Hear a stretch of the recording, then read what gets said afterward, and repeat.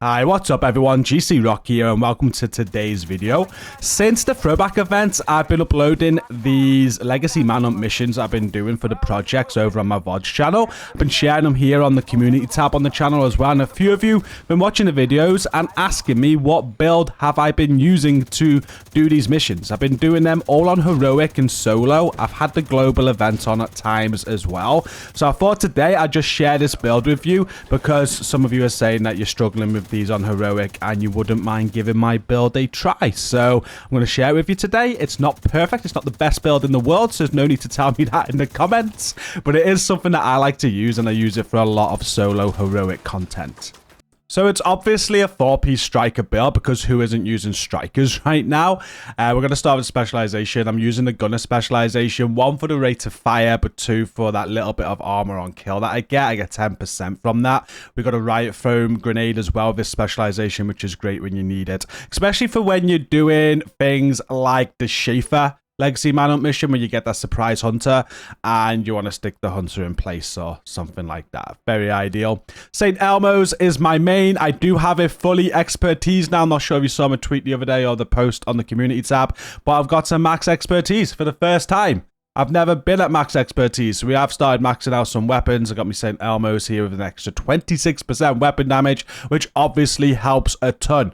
But I do assure you that I use this build without expertise beforehand, and it's still good. Obviously, the extra damage helps, though. Secondary is a Paratrooper SVD. We'll go into why I'm using this in a moment, but it's got lucky shot on it, which is quite important. Damage a target out of cover, obviously. Sidearm, doesn't matter. And then the 4-piece strikers, we've got mask, backpack, knees, and holster on this build. I do have one with a blue core because I've put 2 blue cores on the build. You see the chest piece as well there. Every single striker piece has got critical hit damage rolled onto it as well, and you know what striker does, so we're not going to go into that. But the chest piece is the Palisade Steelworks chest piece. This is just to back up the gunner's 10% armor on kill, so I get 20% armor on kill in total. I do like that. This is kind of, I started with this build on solo legendary on DUA, and it's the first time I've completed a solo legendary with this build, and the armor on kill was really helpful. So I like this chest piece for that reason. It's got crit hit chance and crit hit damage on it, which could be a hard farm, but you can keep the blue core, so it makes it a little bit easier. And the talent that you want is Obliterate. I know this is getting nerfed in the next update. People think because it's getting nerfed it's going to be pointless. I don't think so. I still think it's going to be the second best damage talent other than like Glass Cannon. If anything, it makes Glass Cannon stand out a little bit more, but solo Heroic, I wouldn't be changing this to Glass Cannon. I think I'll still be keeping Obliterate even with the changes next season. Remember that we're going to have modifiers as well, so we're going to be more powerful anyway. So yeah, I don't think the nerf matters is what I'm saying, because I know people are going to mention the nerf that's coming. The exotic piece I have here is the exotic rugged gloves. A lot of people have been asking, what are these gloves?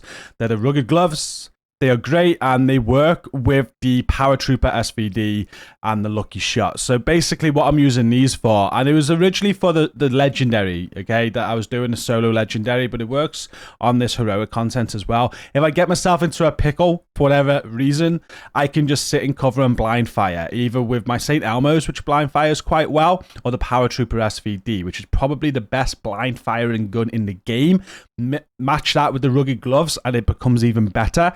And the lucky shot on the SVD just means you can keep on pinging. And if you're missing shots, it doesn't matter because it's only going to count when you hit. And you can just clear some enemies in difficult situations like that. It's how they work. It basically improves the blind firing and hip firing of guns. So that's how I use it. And I like them on there. It just helps. I like it because I do get myself into a pickle sometimes. It allows you to be more aggressive as well.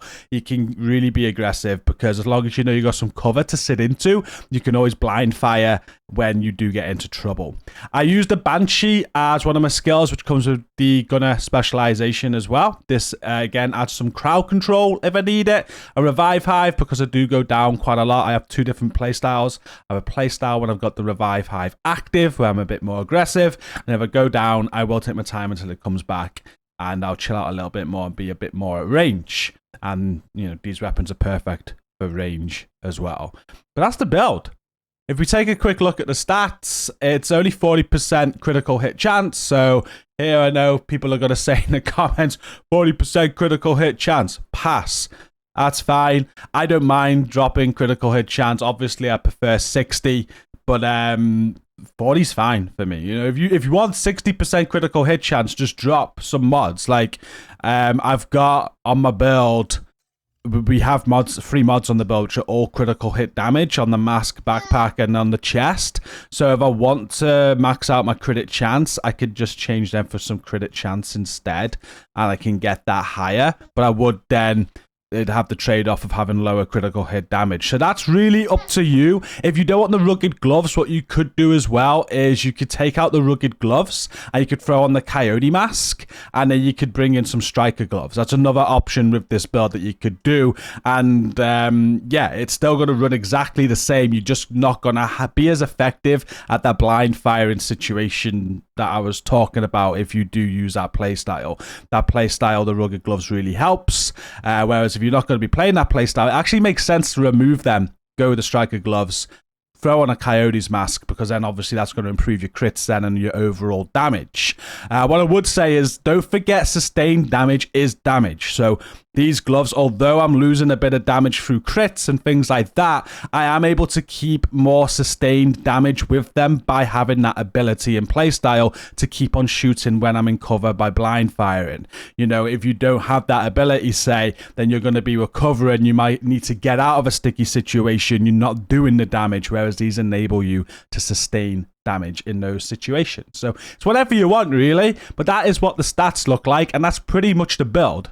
This might actually be the very first time I've shared this build on the channel. I don't think I've shared it on the channel before. I've not been doing many build videos recently. I can't wait to next season, though, with all the modifiers in Season 2.0, with all the different build ideas I've got because of how the modifiers are working and stuff. I will get round to doing some more builds and things. I know you guys like them, but yeah, I hope you do enjoy the build. Put it together. Let me know what you think. Let me know what sort of builds you use for solo heroic as well, because I might give them a try. One thing I'm really interested in is the builds that you use for solo heroic with all directives, because that's one thing that I don't think this build will be that good for, is if you turn on directives, I don't think it's going to be great. Builds I've tried in the past are things like pretty much Memento Backpack, more blue cores, survivability, and the shield getting up close and personal, using things like Intimidate for the extra damage, and that has worked well. But that'd be interesting to see what builds you guys use for when you're playing with all directives on. But yeah, thanks for watching today's video. Please make sure you hit like to support it, subscribe if you're new here for more content. Everything you need to know about me is down below in the video description, so go and check that out, including the links to our fantastic communities. So come and join us. Thank you for watching. Have a great day. Until next time, peace out.